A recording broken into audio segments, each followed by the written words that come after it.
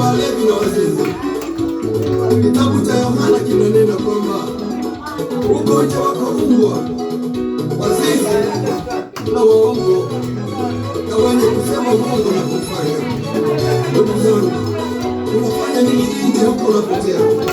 Mbele yako kumewekwa uzima, kumewekwa mbingu na mabaya. Alafu wewe kitu moja ndugu yangu, chochote ambacho mtu ndicho unachokula. Njoo kwa Yesu kula mema ndugu yangu. Njoo kula mema ndugu yangu.